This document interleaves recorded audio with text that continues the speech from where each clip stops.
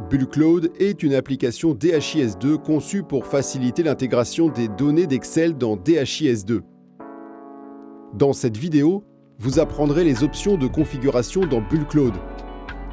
Un utilisateur ayant des autorisations peut définir des thèmes pour nos modèles, définir quel type de métadonnées sera disponible pour les générations de modèles, ensemble de données, programmes ou les deux, configurer si des unités organisationnelles sont spécifiées dans le monde ou pendant l'importation de données, configurer comment les doublons sont identifiés et contrôler l'accès des utilisateurs aux différentes zones de l'application. Dans la section Thèmes, nous pouvons définir le titre et le sous-titre du modèle, un motif de couleur et un logo.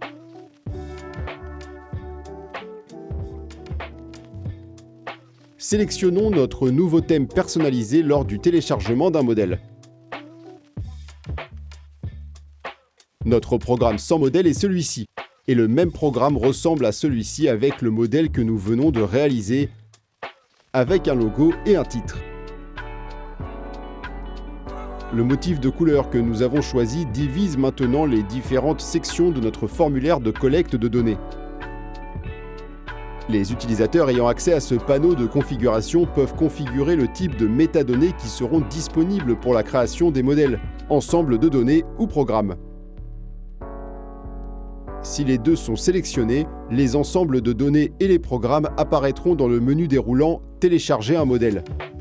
L'utilisateur peut filtrer ce menu par ensemble de données ou par programme.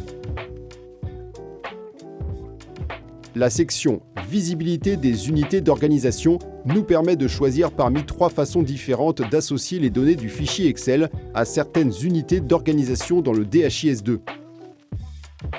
Si cette option est configurée sur « Sélectionner les unités d'organisation lors de la génération du modèle », lors du téléchargement du modèle, vous définirez les unités d'organisation qui seront incluses dans le fichier Excel. Lors de l'importation des données, elles seront associées à l'unité d'organisation sélectionnée dans le fichier Excel. D'autre part, si nous configurons cette option pour sélectionner les unités d'organisation lors de l'importation du modèle, alors nous ne pourrons pas inclure les unités d'organisation dans notre modèle. Nous décidons plutôt de l'unité d'organisation à laquelle les données seront affectées lors de l'importation des données. Cette option est utile si vous ne connaissez pas l'unité organisationnelle à laquelle appartiennent les données à télécharger lorsque vous créez le modèle, ou si vous collectez les données avant la création des unités organisationnelles. La troisième option permet aux utilisateurs à la fois d'inclure des unités d'organisation lors de la génération du modèle et de les sélectionner lors de l'importation. BullCloud exécute un algorithme pour détecter les doublons avant de télécharger des données depuis Excel. Pour les données d'événements, vous pouvez configurer les critères que BullCloud doit appliquer afin d'identifier 2 enregistrements comme étant des doublons. Le premier critère est le temps. Vous pouvez définir la proximité temporelle de 2 enregistrements pour qu'ils soient considérés comme des doublons. 1 jour, 2 jours, 1 semaine. Vous pouvez également sélectionner les éléments de données à comparer afin de considérer 2 enregistrements comme des doublons. Par défaut, tous les éléments sont comparés.